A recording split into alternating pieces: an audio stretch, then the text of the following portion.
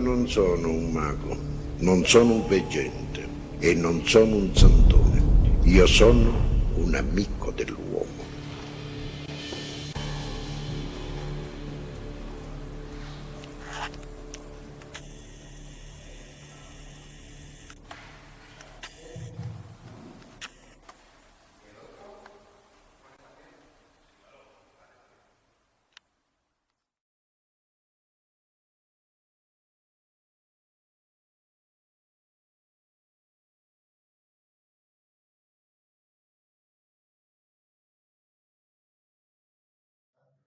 Y somos estudiosos de esta temática pues desde hace muchísimo tiempo. En mi caso, desde que tenía 20 años, tengo 64 ahora, pues se pueden imaginar. No pertenecemos a ningún grupo, no queremos pertenecer a ningún grupo, sea gubernamental o no gubernamental. Somos estudiosos independientes sobre este tema. Y como se pueden dar cuenta, es un tema minoritario. No hay grandes multitudes, ¿no? Quizás es porque los gobiernos han hecho bien su trabajo de desinformación.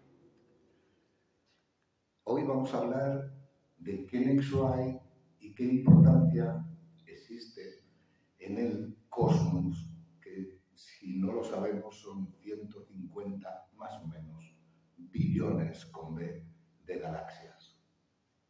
Entre todas ellas está la nuestra. Lo absurdo sería pensar, como muchos han afirmado ya, muchos científicos, pensar que somos los únicos habitantes en 150 billones de galaxias. Máxime sabiendo que en nuestra galaxia hay 100.000 millones de soles con sus sistemas correspondientes. Es un tema especialmente muy importante, sobre todo para la juventud. Y no me refiero a la juventud en cuestión de edad, ¿no?, sino a la juventud en cuestión de querer entender un poco más sobre este tema. Antes de empezar con la proyección, que será aproximadamente de 1 hora, en la cual podrán ver todos los datos que afirman que estamos siendo visitados desde hace millones y millones de años, por no decir desde el principio del origen del hombre, ¿no? Quería hacerles una pregunta. Me imagino que si están por aquí es porque todos piensan que existe vida inteligente en el cosmos, ¿no? Ahora, la cuestión es, si quieren participar levantando la mano, ¿cuántos pensáis que estos seres sean positivos, sean buenos? Que sean positivos, que sean buenos. O sea, ninguno. Ahí está el problema. El poder nos convence de que son negativos, cuando en realidad no es así.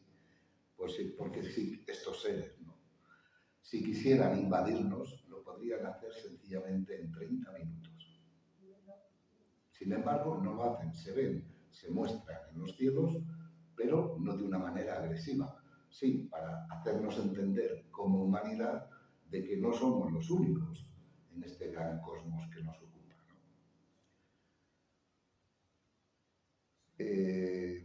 Nosotros queremos dejar claro, sobre todo, que estamos en contra de un personaje muy particular, y es el llamado, ¿no?, príncipe de este mundo, ¿no? El príncipe de este mundo y sus secuaces, que son los que están creando guerras por doquier, con justificaciones que realmente no tienen ninguna razón de ser. A estas alturas de la civilización, las guerras se deberían de haber anulado ya en todo el planeta. La evidencia está ante nosotros. Nosotros hablamos claro, no tenemos pelos en la lengua, queremos entender y explicar bien todo lo que se conoce actualmente, y luego cada uno que decida en su casa. Aquí no venimos a convencer a ninguno, venimos solo a exponer una serie de datos reales y verificables en los que cada uno luego puede tomar sus propias decisiones para un lado o para otro. Los hechos están, y los hechos no se pueden cambiar. Las afirmaciones que van a escuchar a continuación también están, y son afirmaciones que no se pueden cambiar. Por lo tanto, si queremos entender... Dime.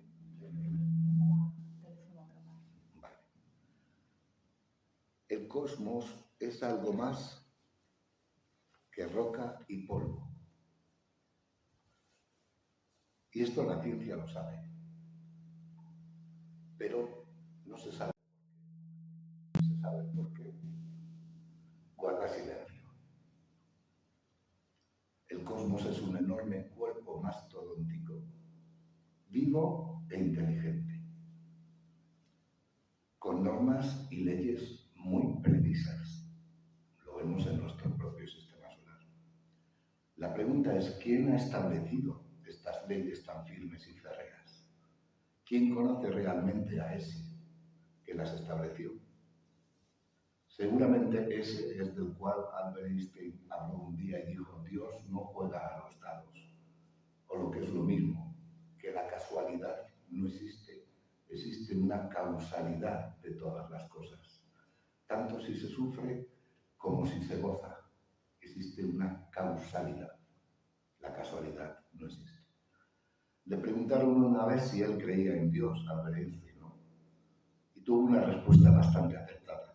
Dijo: el hombre encuentra a Dios detrás de cada puerta que la ciencia logra abrir.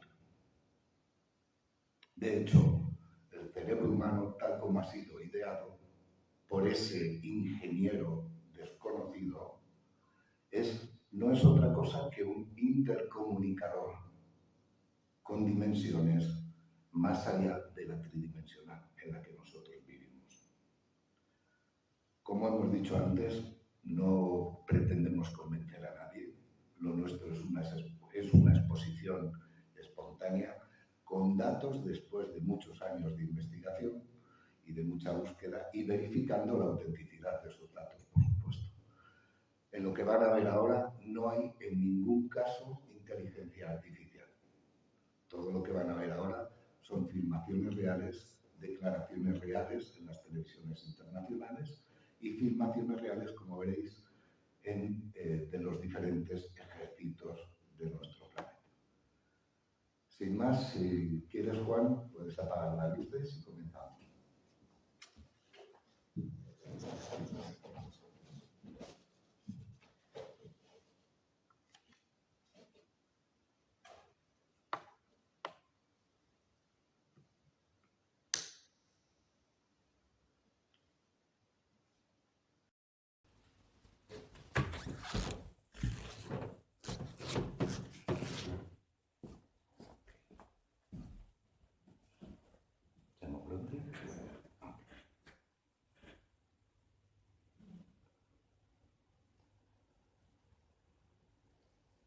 La cuestión es cómo surgió el principio, cuál es el principio, el origen, el alfa de todo.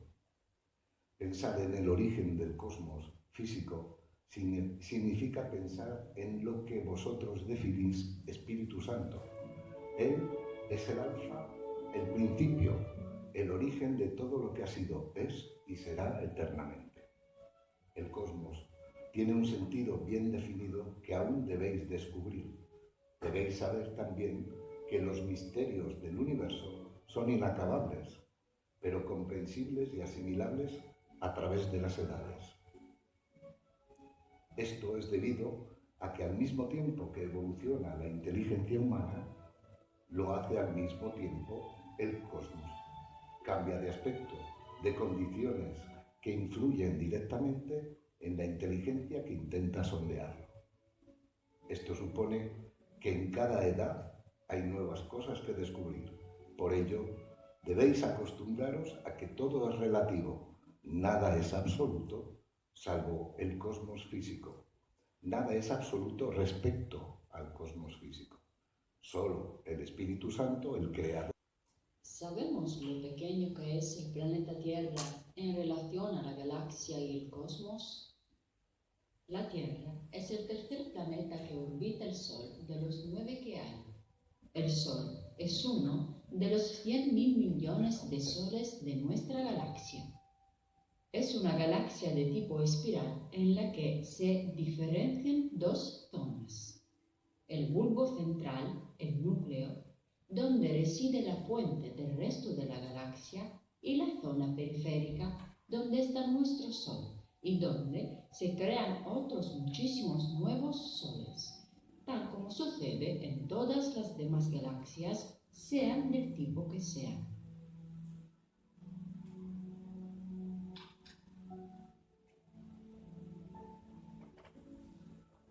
El Sol se encuentra en uno de los brazos espirales, el llamado brazo de Orión, a una distancia considerable del centro galáctico. Tarda en dar una vuelta total en torno a la galaxia en un tiempo inmenso.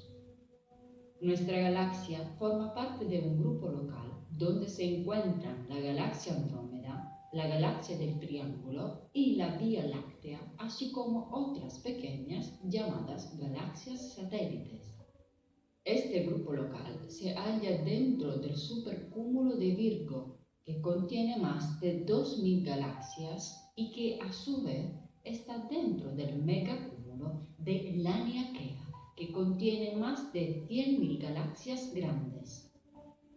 Las galaxias se organizan en estructuras enormes, creando muros y espacios vacíos con formas filamentosas, existiendo grandes huecos entre ellas, como una gigantesca red cósmica que es organizada por fuerzas aún desconocidas para el hombre.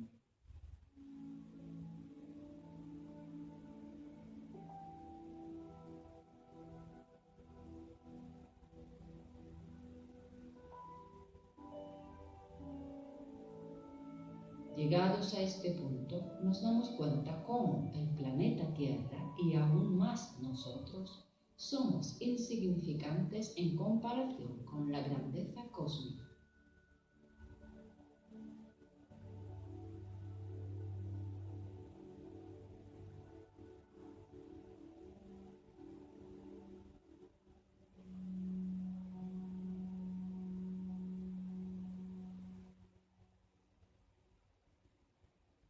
Usted y yo estamos hechos de polvo estelar.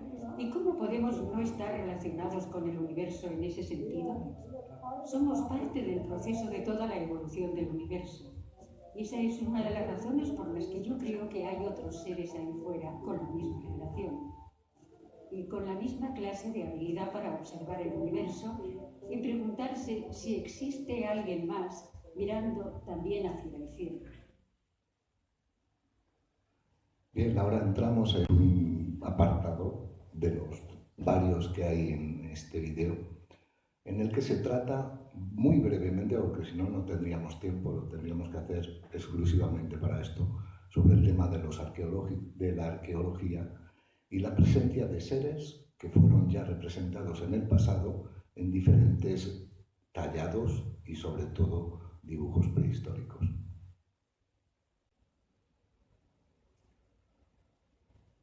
Hemos escogido esta filmación, bueno, pues para que vean que las imágenes que les exponemos están en todas las filmaciones que poseemos, lo que pasa es que no se pueden poner todas, ¿no? En este caso, si nos damos cuenta, tenemos esta parte de aquí, en la que, no sé si se oye bien, si no se oye, por favor, decidnos, ¿vale? Tenemos en esta parte de aquí como en esta época los datos de las imágenes y de las prehistóricos sobre estas pinturas los tienen todos en las fotos. Vemos cómo han pintado en la zona alta de la roca, como simbolizando el cielo, un objeto ovoide que parece tener como una especie de rayos. Vemos también cómo hay diferentes formas antropomorfas que no corresponden a la forma humana, y aquí a la derecha vemos cómo hay una especie de círculo que parece tener como unas aspas, como un molino que gira y que al mismo tiempo parece lanzar una serie de rayos hacia estas formas antropomorfas. Aquí hemos hecho una pequeña recopilación brevísima, porque si no sería, como he dicho, muy extenso, de las diferentes partes aquí en España donde hay este tipo de dibujos prehistóricos, ¿no? Arriba tenemos una muy particular de aquí, precisamente de nuestra provincia de Cuenca, ¿no? Datada en 8000 años. Vemos que la forma humana es muy básica, pero vemos como que en la roca han dibujado una esfera enorme, siempre en la parte superior de las rocas, como simbolizando el cielo, la cual tiene o bien ventanillas o bien luces en torno a sí. A la derecha tenemos también la curiosidad de que hay un sol en la parte inferior de la roca, no en la parte superior. Esto es intrigante en el sentido de que el sol no sería el que descendió, ¿no? Sería otro tipo de objeto. Tenemos también diferentes formas antropomorfas que no corresponden a formas humanas. Abajo a la izquierda, en Cantabria, tenemos, es como si fuera una secuencia. El autor, en este caso, lo que hizo fue remarcar esta primera y después una especie de cambios en su posición en las siguientes. 40.800 años datados según la ciencia arqueológica, ¿no? Y a la derecha tenemos también formas antropomorfas que la arqueología dice que son ornamentos ceremoniales, etcétera, y que nosotros pensamos que son algo más que ornamentos, sino que son otro tipo de seres no terrestres. Seguimos. Aquí tenemos diferentes grabados también, en este caso de África, de México y de Europa, ¿no? A la izquierda tienen claramente una especie de astronauta dibujado. Esta es muy interesante, de África, porque se ve un ser, este es el dibujo, ¿no? Para ver un poco más claro lo que he pintado. Se ve a un ser que parece llevar hacia el interior de esta especie de círculo luminoso, que está dibujado incluso con sus rayos, ¿no? A estas, digamos, aborígenes de la zona.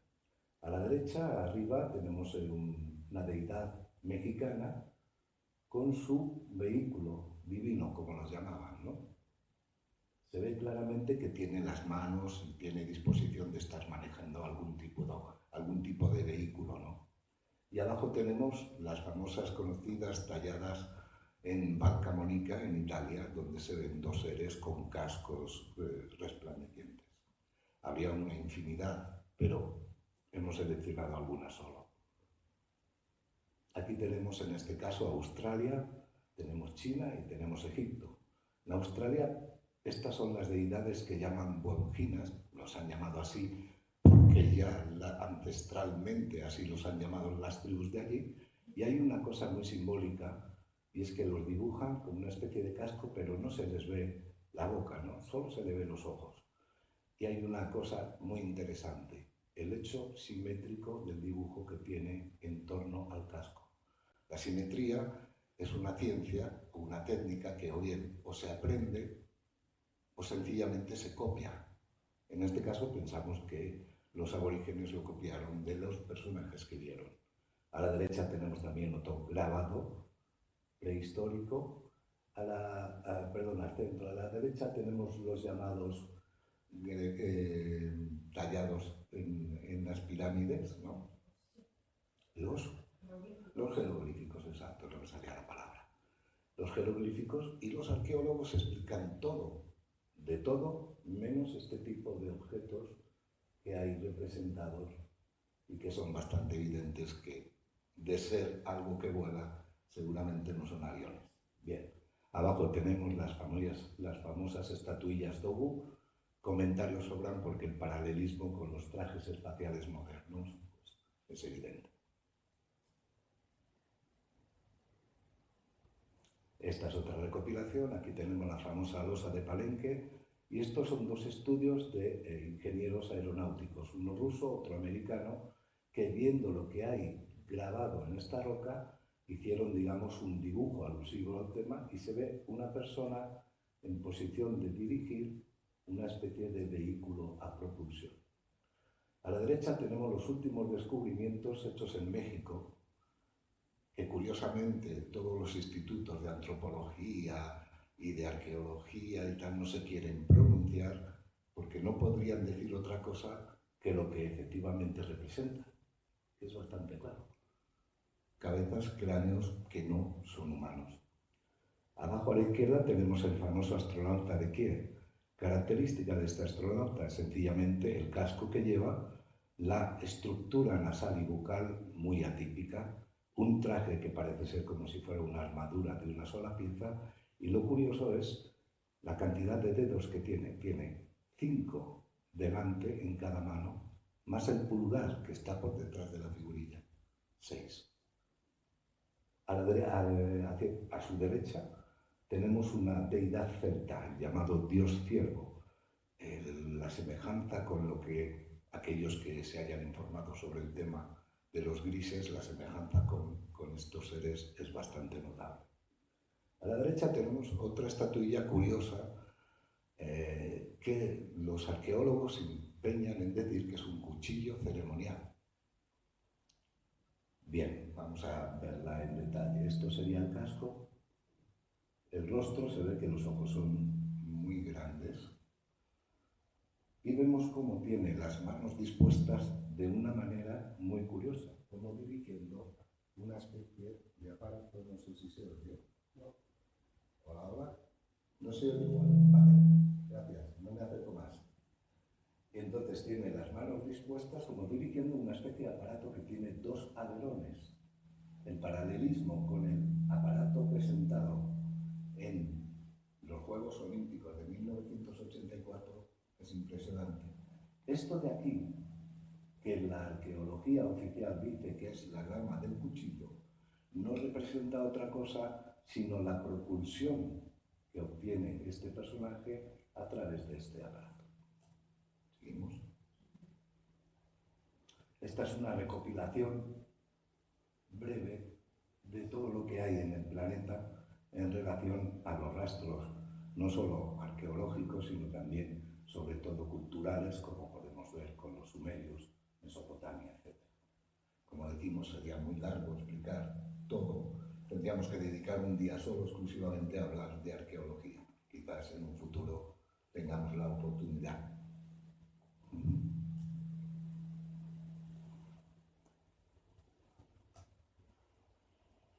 Llegamos a este periodo en donde veremos evidencias del tiempo pasado que confirman que algunas personas tenían una musa o una fuente especial de la cual obtenían conocimientos, conceptos que se anticiparon a lo que en el futuro sería verificado. Si estas personas viviesen en nuestro tiempo moderno, seguramente los llamarían contactistas. Y si hubiesen vivido en los tiempos ancestrales, habrían sido llamados seguramente profetas. Personajes anticipados a su época son todos estos y muchos más. Hay muchísimos datos históricos y literarios que evidencian la presencia y la ayuda de seres superiores al hombre, provenientes del espacio exterior. Estos son una mínima parte que ahora veremos, como por ejemplo la tablilla babilónica, la primera a la izquierda, en donde narran diferentes aspectos del planeta Venus. A su derecha un manuscrito chino en el cual ya habían pronosticado la ralentización del núcleo de la Tierra, que hoy en día es una realidad actual.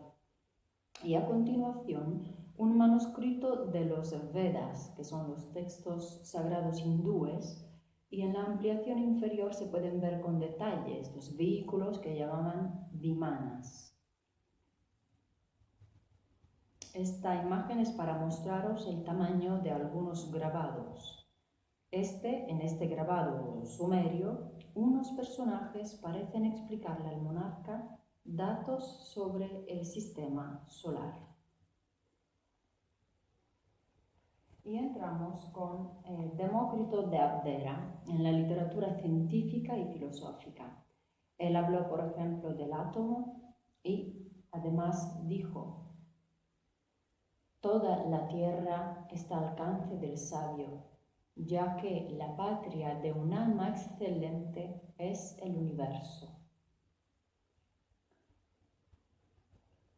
Sócrates habló de la divinidad y por ello fue perseguido, asesinado también, y dijo: una voz divina se me manifiesta para indicarme lo que hay que hacer.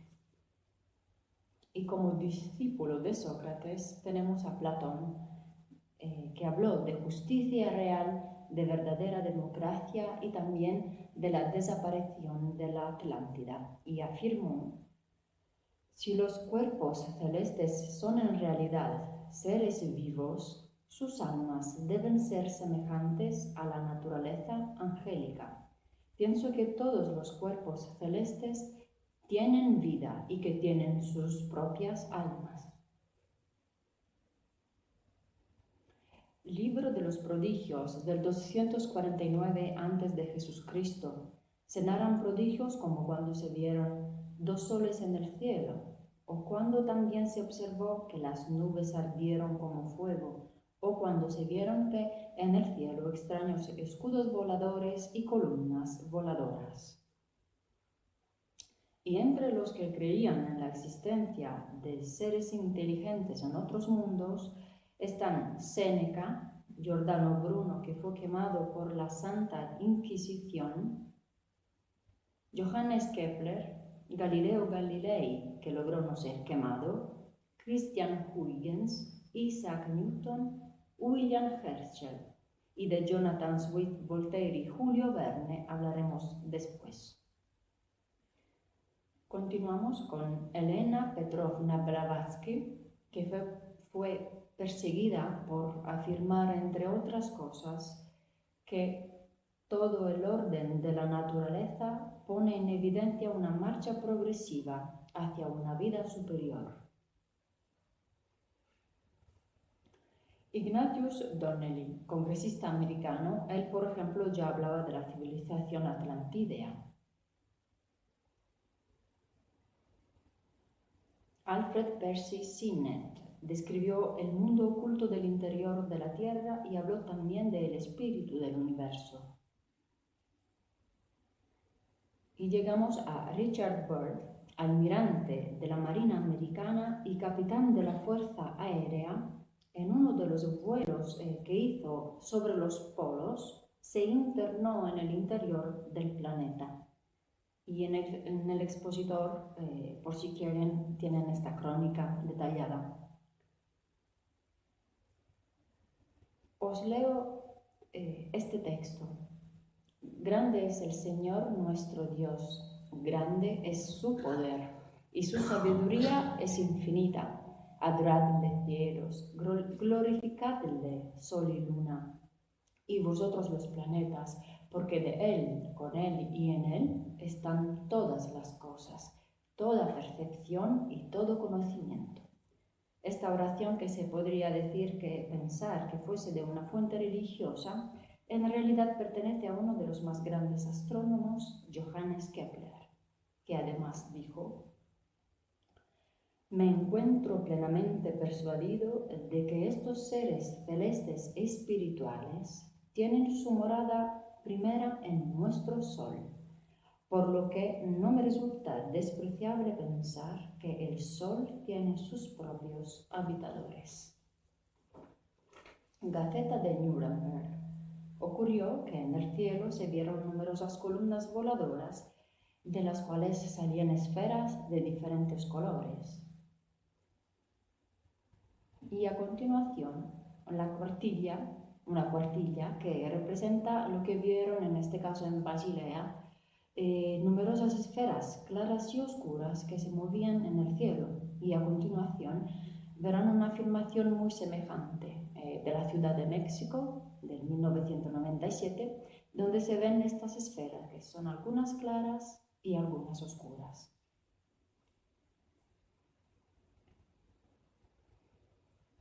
Isaac Newton creía firmemente en la divinidad y así lo expresa. Dios es capaz de crear partículas de materia de distintos tamaños y formas, y quizá de densidades y fuerzas distintas, y de este modo puede variar las leyes de la naturaleza y hacer mundos de tipos diferentes en diferentes partes del universo. Yo, al menos, dice Isaac Newton, no veo en esto nada de contradictorio.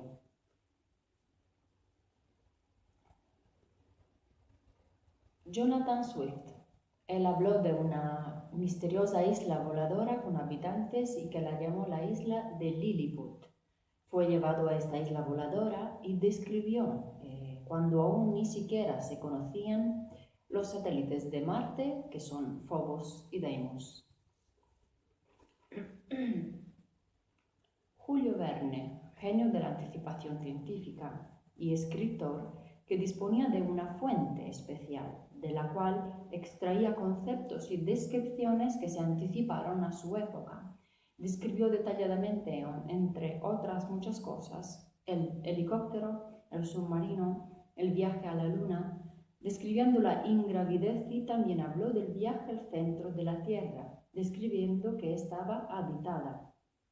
Y a la derecha, un manuscrito suyo que hoy en día se sigue descifrando y que tiene similitudes claras con la escritura mesopotámica. Y le dijo Julio Verne a su nieto antes de morir: escucha, ahora que debo marcharme, tengo que decirte algo. Ha dicho marcharme, no morirme. Y dice: conserva cuidadosamente estas notas sobre mi libro de la Tierra a la Luna, pues tú verás a los hombres ir a la Luna y podrás darte cuenta de la realidad de mis escritos. Y por cierto, lo sabemos que el viaje de la Tierra a la Luna es la noticia del año. Y esto evidencia también cómo Julio Verne tenía y estaba completamente seguro de la información que recibió de esta fuente especial y que dejó en sus obras. Continuamos con Voltaire, un historiador y escritor francés, también él con una fuente particular, y en su obra Micromegas describe un habitante de la estrella de Sirio que viajó a Saturno y que explica de este modo. Yo os leo un pequeño trozo porque la crónica es larga. Dice: nuestro viajante conocía de maravilla las leyes de la gravedad y todas las fuerzas de atracción y repulsión, y se servía de ellas unas veces con la ayuda de un rayo de sol y otras con la de un cometa. Iba de globo en globo y volaba de rama en rama y recorrió la Vía Láctea en poco tiempo. A continuación, la carta autógrafa autentificada de Voltaire, dada a conocer por primera vez por Eugenio Siragusa. Os la traduzco porque está en francés. 6 junio 1761. Le respondo, Señor, a la carta del mes de abril, en el cual sus terribles revelaciones convierten al anciano hombre que soy en el confidente del más terrible de sus secretos en el día de su muerte. Gracias, Germain. Vuestro largo camino en el tiempo estará iluminado por mi amistad hacia vos, incluso en el momento de sus revelaciones en la mitad del siglo XX. Las imágenes hablantes no podrán, faltas de tiempo, conservarse en mi recuerdo. Puedan vuestras maravillosas máquinas volantes traerle a mí. Adiós, amigo mío. Voltaire, gentilhombre del rey. Interesante. ¿Qué quería decir con imágenes hablantes y maravillosas máquinas volantes? Y por último, no hemos olvidado a Dante Alighieri, que escribió la Divina Comedia, describiendo los mundos que hay en el interior de la tierra y que son, aunque no se leen en la pantalla, el primero, a la izquierda es el paraíso, el purgatorio y el infierno, y que se encuentran en el interior de la tierra. Lo que describió Dante no fueron chorradas, como algunos se permiten de afirmar, sino que todo aquello que vio cuando fue llevado por un personaje angelical que se llamaba Virgilio es real. Y muchos otros personajes, como podéis ver en lo alto a la derecha, que todos ellos hablaron de que la tierra está habitada y que tienen el infierno, el purgatorio, el paraíso, sus reinos, perdona, no me salía la palabra. De hecho, la crónica que hay del capitán Bill es muy importante, es un capitán de la Marina, y esa crónica figura en los archivos militares de Estados Unidos. Él dice que con su avión, como podrán leer en la crónica que tienen fuera, se adentró hacia el interior de la Tierra, vio animales, plantas y seres humanos que lo recibieron y hablaron con él. Era un capitán, un piloto de la Marina Americana.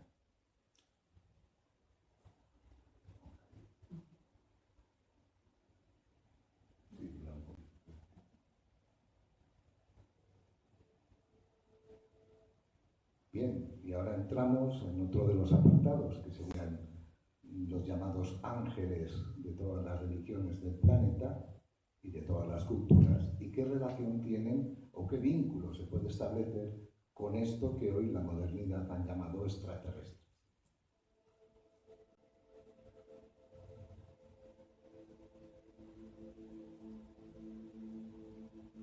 En realidad esto es un tapiz tibetano que habla de la creación, en donde se ve claramente como en la parte superior están dibujadas esta especie de divinidades, pero siempre volando por los aires con una especie de nube ovoide que se desplazaba, ¿no? Ahora veremos unas cuevas en la cual también están representadas estas divinidades, curiosamente con vehículos que parecen que están como a propulsión. Un ejemplo claro de lo que serían estos vehículos sería la estupa de Borobudur, donde se ve una enorme campana, que pues, podría ser una nave madre, y las demás pequeñitas alrededor.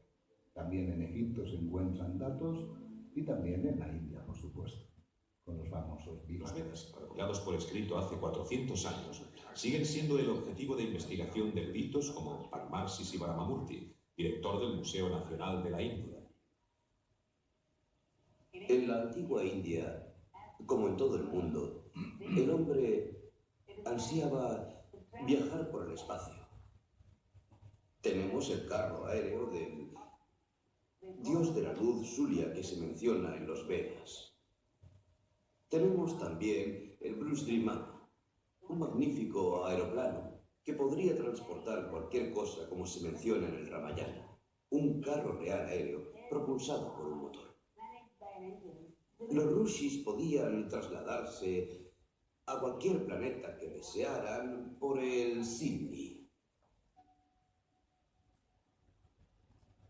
Tenemos también en la cultura japonesa diferentes deidades pintadas siempre con una especie de halo luminoso en torno de ellas y descendiendo, como vemos aquí, también de los cielos, ¿no? Tenemos incluso a la derecha una deidad llamada la princesa de oro, en la que se ve cómo va sobre una nave, pero esta nave o barco está por encima de las cabezas, no sé si se ve aquí abajo, o sea, está volando por encima de las cabezas de las personas.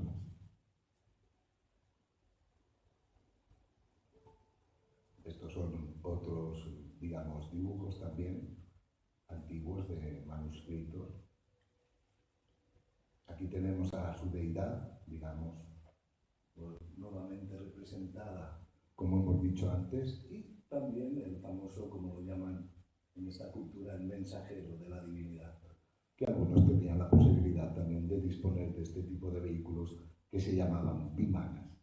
Aquí tenemos la cultura islámica, en la cual también están representados claramente este tipo de seres voladores, que vuelan sobre unas especies de plataformas, y además conocemos la mitología, digamos, dicha así, de las famosas alfombras voladoras, ¿no?, de este tipo de cultura.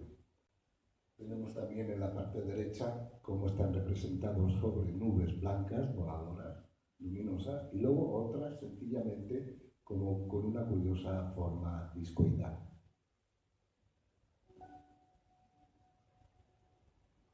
Y aquí entramos en algo bastante particular. Es el monasterio de Decani, y esta pintura que ven en la parte superior es la que ahora veremos en detalle. ¿Por qué pintaron en una escena de la crucifixión de Jesucristo estos dos vehículos, con personajes dentro de ellos que parecen manipular, como dirigiendo este vehículo, y este de aquí parece mirar hacia atrás para ver si el otro le sigue, ¿no? Dibujos de este tipo los encontramos a cientos. Hemos seleccionado estos nada más. En este, por ejemplo, se ve cómo han pintado estos dos objetos con rostros humanos en su interior. Quizás eran los ángeles de los que hablan tantas religiones y también la religión católica. Aquí tenemos una pintura de Carlo Crivelli, donde se ve que desde un objeto lanza una especie de rayo que bendice a María, ¿no? Tenemos la famosa estrella de Belén, que se veía también de día, una estrella que se veía de día, que se paraba y que se movía a voluntad.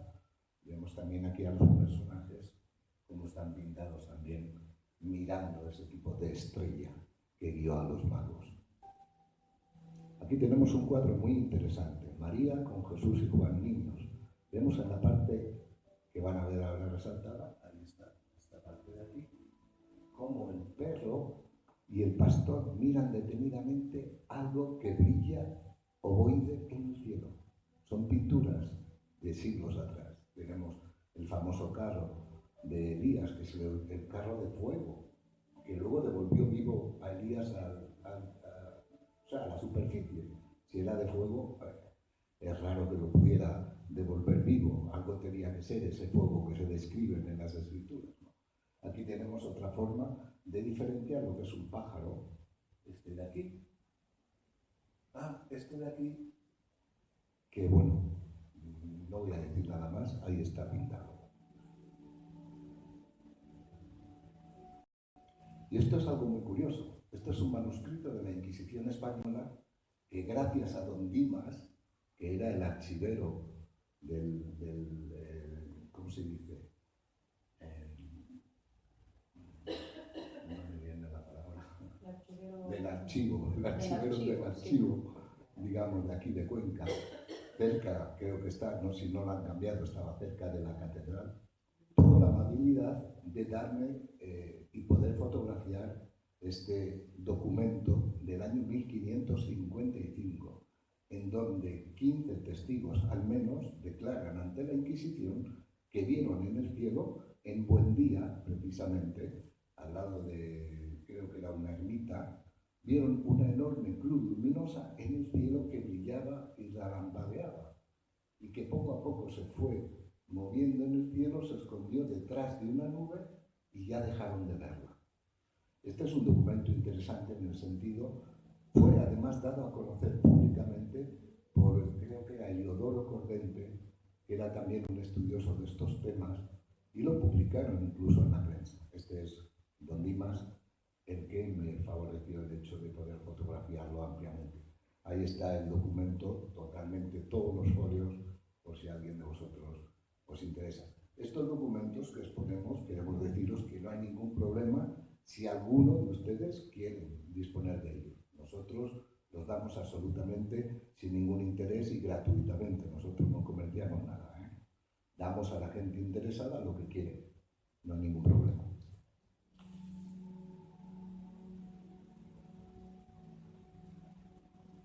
Exacto. Y de esta manera vemos cómo el creador no está solo, puesto es una pintura también de siglos pasados, donde todos estos seres que están pintados aquí tienen diferentes evoluciones y en el cosmos cumplen diferentes funciones. No es que sean seres también físicos con alas, no, son inteligencias, porque nosotros tenemos que saber que no somos este cuerpo, nosotros somos lo que entra en este cuerpo y cuando hace su ciclo se va. Eso somos nosotros, no el cuerpo.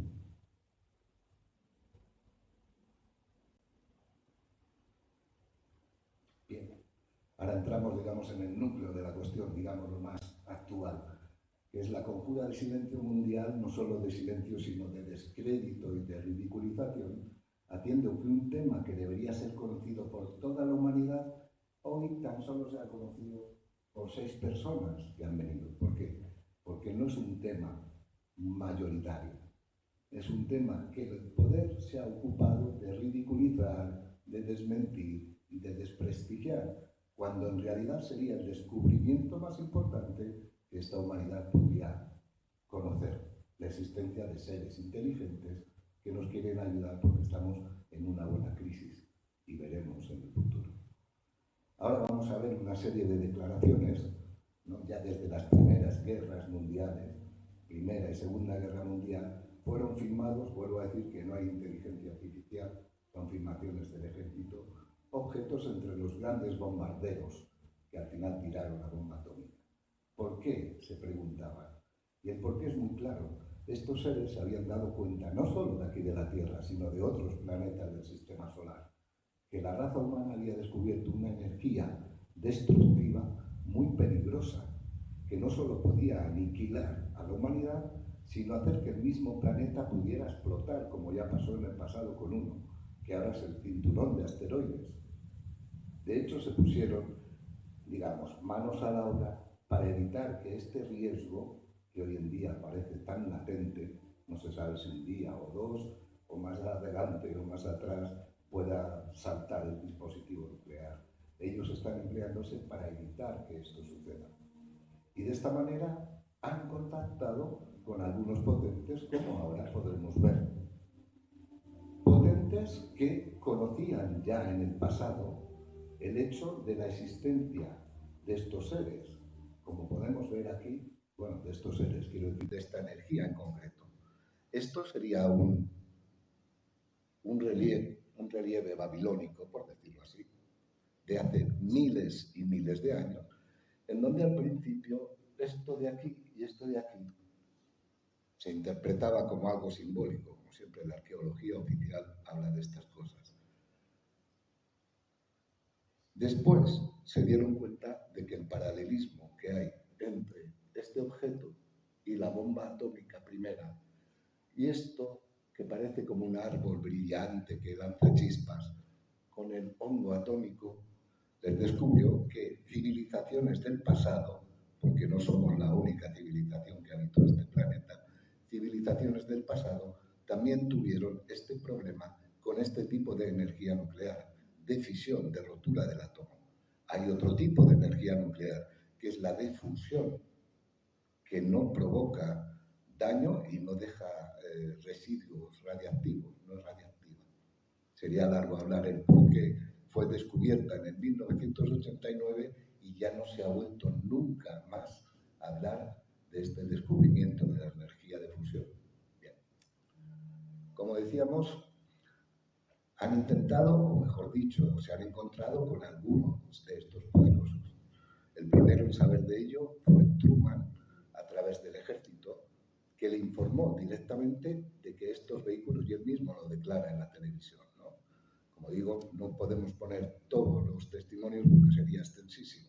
Él mismo lo declaró a la televisión americana en su época, que el ejército le informaba de que siempre había estos objetos por las bases militares yendo de un sitio a otro. Tenemos a Eisenhower, que Eisenhower sí se encontró con ellos en una base de Edwards, si no me equivoco, sí, Edwards. De Edwards, en donde pudo observar una demostración de materialización, o sea, de aparición y desaparición de este tipo de objetos. Y ahora veremos el testimonio de un agente un ex agente de la CIA.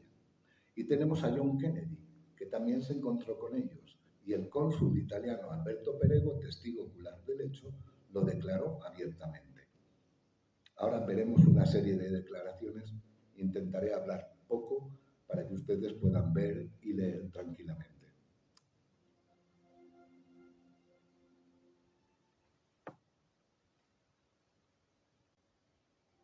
An alien demonstration of technology and power at Muroc Dry Lake, which is now called Edwards Air Force Base. He made it more military-oriented than, say, a civilian president would have. And it's this, I think, that has his actions let the real power of the executive office slip through the hands of the president into MJ-12. Eisenhower is the last president to have a full briefing on the alien problem, but there are certain other things which probably only about 25 people on the face of this earth know. Eisenhower fue el último que conoció a fondo el tema extraterrestre. Y es curioso que después de Eisenhower, aquellos que lo han intentado, ya lo veremos, han tenido, en fin, serios problemas. La afirmación de este exagente de la CIA es muy interesante. Somos 7.000 millones de personas sobre la Tierra. Y este señor dice que solo 25 personas conocen realmente todo sobre el tema extraterrestre. y lo ocultan, está claro. Kennedy may have been engaged in a bit of a struggle with the CIA in attempting to get more information on the UFO subject, and that might account for his termination. Este reportero británico habla, según sus investigaciones, un experimentado reportero, ¿no?, de que quizás el conflicto que tuvo Kennedy con la CIA y con otros organismos pudo, digamos, haber comprometido su vida. De hecho, vemos en este memorándum del 12 de 1963 cómo es una orden presidencial que no se puede revocar. Puede ser aceptada o no, pero no se puede revocar, en donde Kennedy pide tanto a la CIA como a los diferentes organismos que le den toda la documentación que tengan sobre el tema UFO y extraterrestre, y que lo quiere en su despacho antes, como viene escrito aquí, del 1 de febrero del año siguiente, que sería 1964. 10 días después tuvo la respuesta, y esta es la respuesta que vais a ver ahora.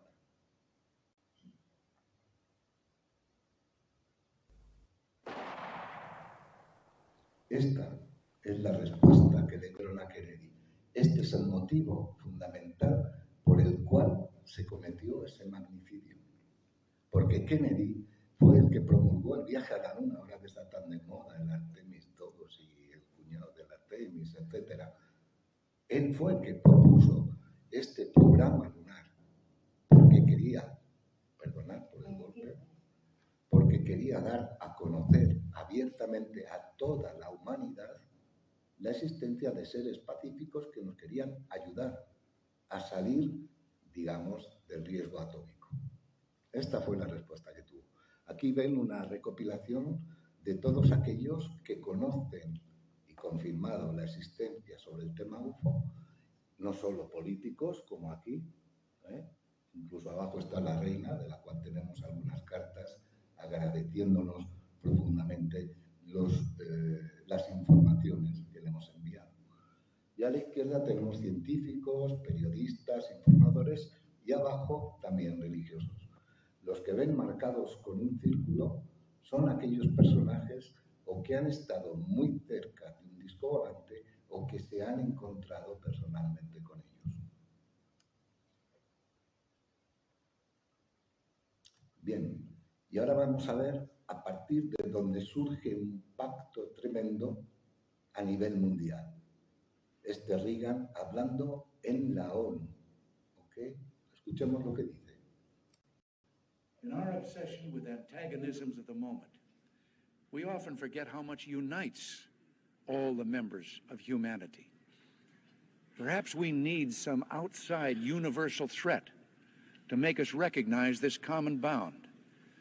I occasionally think how quickly our differences worldwide would vanish if we were facing an alien threat from outside this world. And yet, I ask you, is not an alien force already among us? Me pregunto a toda la asamblea de la ONU, ¿y no es cierto que ya hay una fuerza extraterrestre entre nosotros?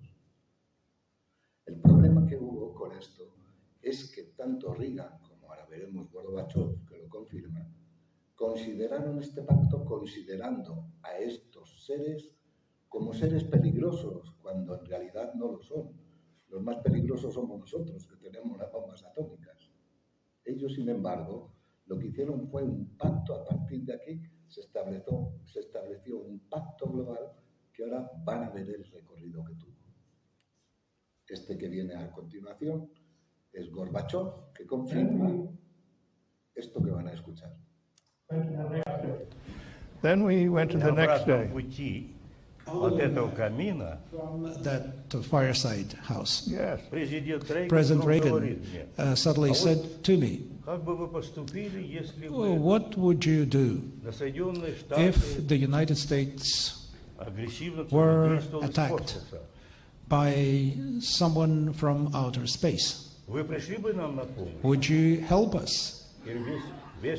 I said, no doubt about it. Este es Chernenko, que con Clinton confirmó un pacto... ¿Cómo? Yeltsin. Boris Yeltsin, perdón. Yeltsin. Que con Clinton confirmó un pacto global en el planeta Tierra. Pero un pacto global ¿en relación a qué? Bien.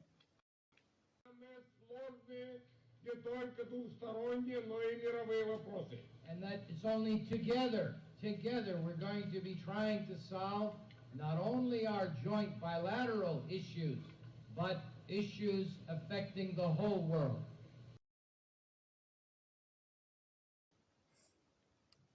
Y ahora, estas son unas declaraciones, no voy a comentar nada, que son suficientemente claras.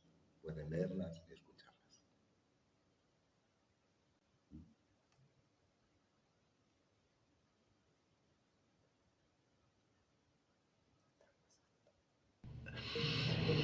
There's no reason not to. I mean, there's no reason not to think that Mars and all these planets don't have life. You know,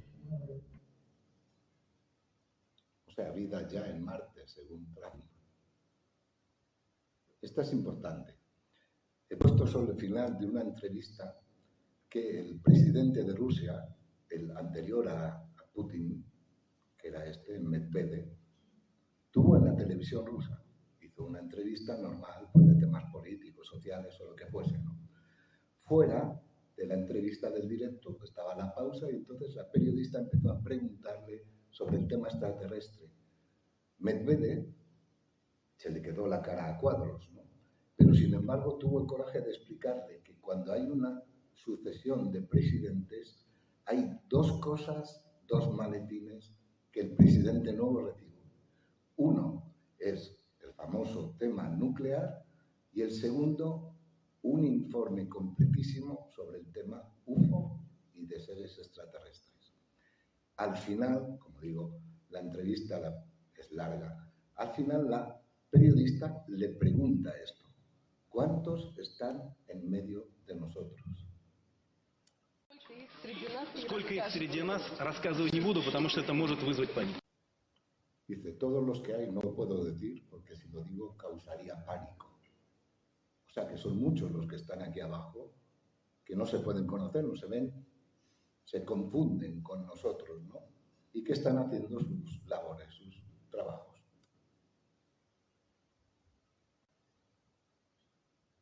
Что подобные меры лишь спровоцируют то, против чего пытаются бороться чиновники. В связи с этим хотелось бы услышать принципиальную позицию правительства в вопросе введения цензурных ограничений в интернете и, если возможно, вашу личную. Спасибо.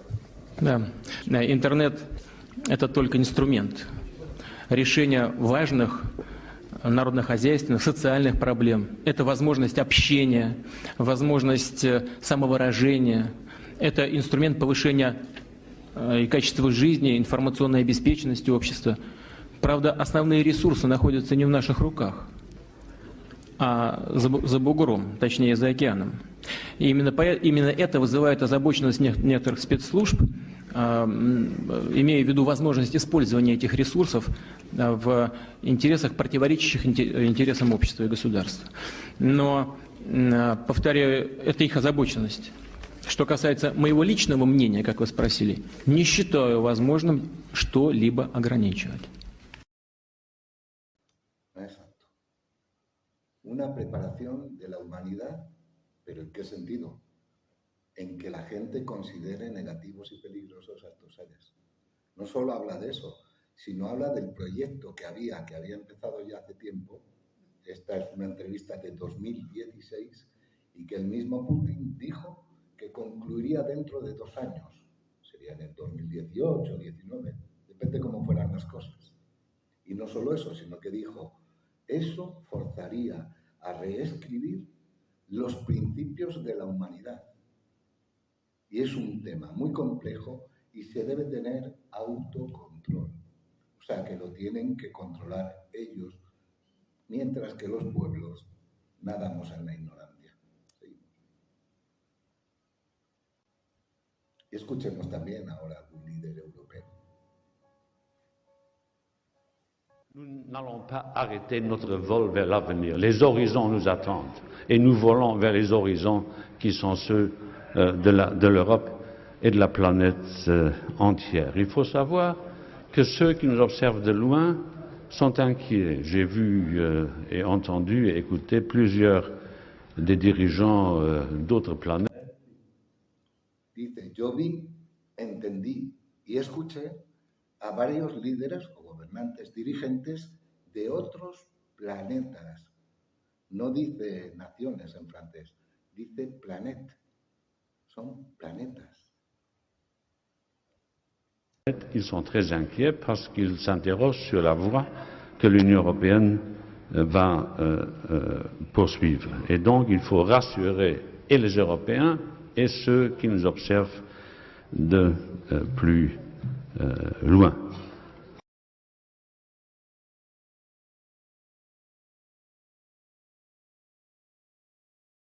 Muchos de ellos están presentes en nuestra atmósfera. Siempre han estado allí, pero ahora su presencia se ha vuelto más evidente, porque al analizar nuestras actividades han comprendido que nos hemos adentrado por el camino de la autodestrucción. Han comprendido que nos hemos adentrado por el camino de la autodestrucción. Y esto es el resultado de este pacto global que están todavía concluyendo en todo el planeta, con todas las naciones. Pueden luchar unas contra otras, como vemos, pero hay un pacto que no pueden violar. Y ese es el pacto global que hablaba Jeltsin antes. Esta es la respuesta que los potentes, los más potentes, han dado a los avistamientos de estas naves cuando intentan vigilar y sondear lo que está ocurriendo en las guerras. Os hemos puesto tres filmaciones para que os deis cuenta. Este es el resultado.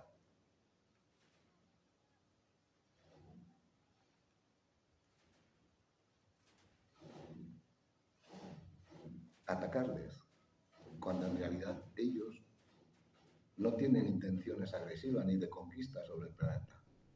Son filmaciones reales de los ejércitos, y hay decenas y decenas.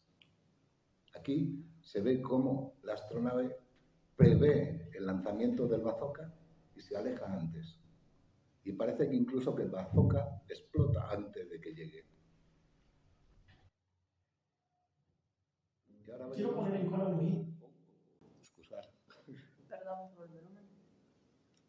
Esta es la última intervención en el Capitolio, el año pasado, sobre una filmación de uno de estos objetos que llaman ORD, pero en realidad son UFOs, o sea, ovnis, en un objeto que fue filmado en las costas del Yemen, cuando viajaba por encima del océano. En el 2024. En el 2024, gracias, Emone. Resulta que lo que hicieron, en lugar